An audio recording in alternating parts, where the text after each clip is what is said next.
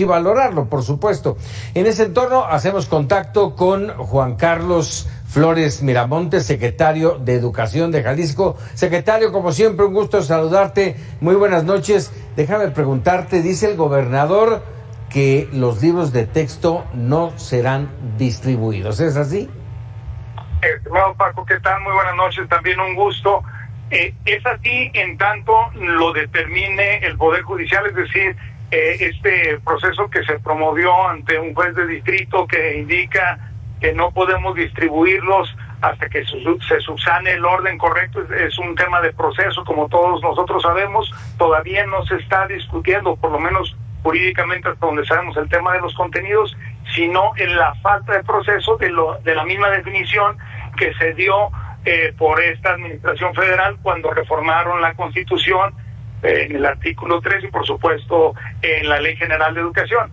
En ese sentido, pues Jalisco se está preparando ante estos dos escenarios, que sigan sin distribuirse los libros por esa restricción judicial, o que se reparten y que tengamos que subsanar pues muchas de las observaciones que escuchaba en el reportaje que me antecedió. Es correcto. A ver, entonces esta es una cuestión más de un proceso judicial que de un proceso educativo. Te lo pregunto porque si se resuelve judicialmente que sí se distribuyan, no importa que estén mal, así lo harán.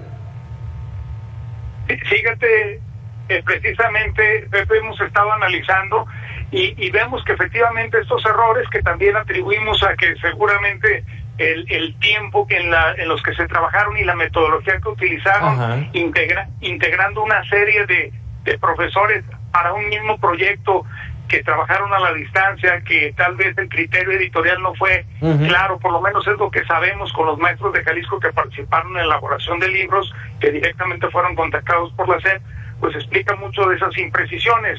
Hay que decir que eso sin duda nos preocupa y nos hemos dedicado a tener las herramientas para subsanar esto. Matemáticas, ahorita lo citaban hace un momento. Es correcto.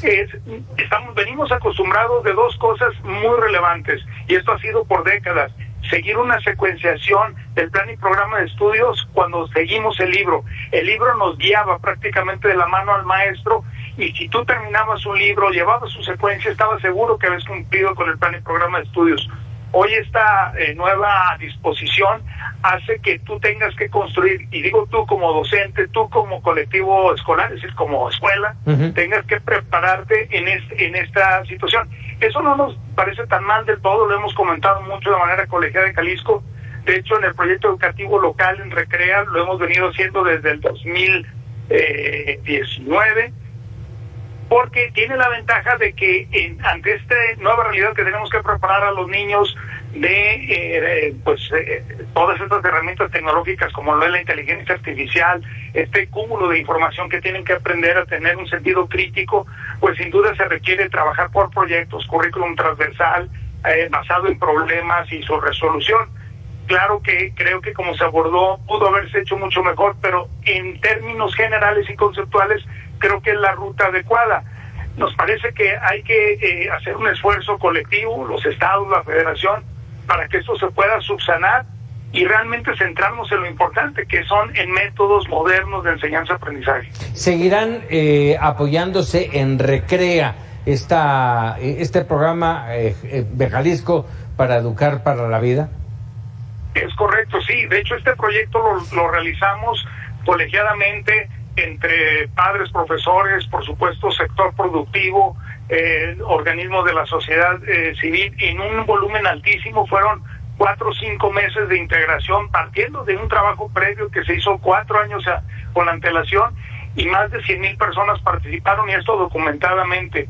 Fue un proceso muy largo y se trazó de aquí al 2040. Y después de haberlo vivido 5 años, estamos muy contentos porque el proyecto educativo se ha posicionado, dialogó mucho con la nueva escuela mexicana. Desde Esteban Moctezuma yo tuve conversaciones muy intensas con él cuando estaban trabajando en la parte conceptual, incluso en las leyes. No terminaron siendo como tal vez en la Secretaría, en mi opinión, las habían proyectado, porque el Congreso, evidentemente, son los que legislan. Hicieron otra serie de modificaciones.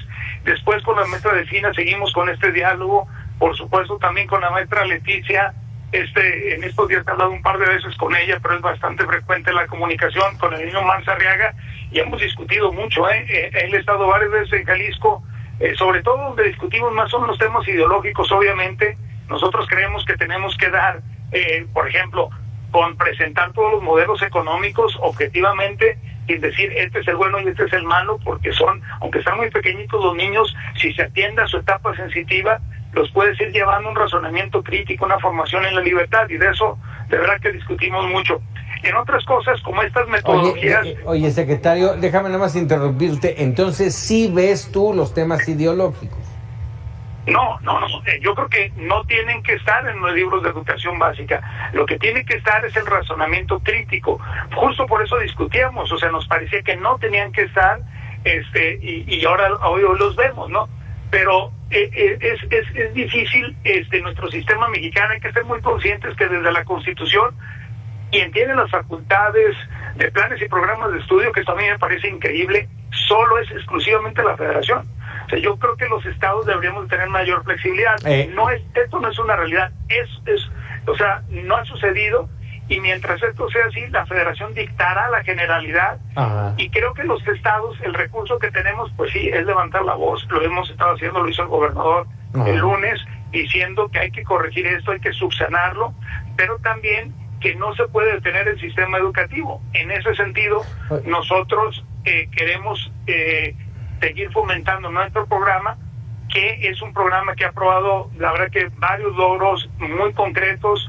Nosotros, por ejemplo, mantenemos una evaluación estandarizada. Uh-huh. Antes de que se fueran los alumnos de vacaciones en esta clase, hicimos una evaluación censal. A todos los alumnos los evaluamos, porque no hay otra manera en que puedas mejorar si no hay evaluación. Hoy en la reforma no vemos estos elementos, vemos diagnósticos, sí, en Mejoredu, pero lo que venía haciendo el INE ya no se está haciendo, y tenemos que utilizar los estados, este grado de flexibilidad que da la reforma, porque también hay que decir que en lo que ha expuesto la Federación reconoce que el contexto determina en buena medida el currículum, y esto yo creo que es algo aceptado internacionalmente como cierto. Por lo tanto, deberíamos de, no solo los estados, tener mayor flexibilidad curricular, sino también nosotros como estado dárselo a la escuela. Esto lo aborda la nueva escuela mexicana, pero me parece que el concepto no fue el equivocado. La ejecución, muy perfectible. Como en muchas otras cosas que han ocurrido. Secretario, te agradezco enorme estos minutos con Mega Noticias. Habrá que platicar mucho más, si nos lo permites, entrarle más a fondo todavía al tema de los libros de texto y de la nueva escuela mexicana. ¿Te parece? Con todo gusto, Pepe, será un placer. Muchísimas gracias, secretario. Hasta pronto. Hasta pronto. Juan Carlos Flores Miramontes, secretario de Educación en Jalisco, y este tema polémico sin duda. Por mayoría en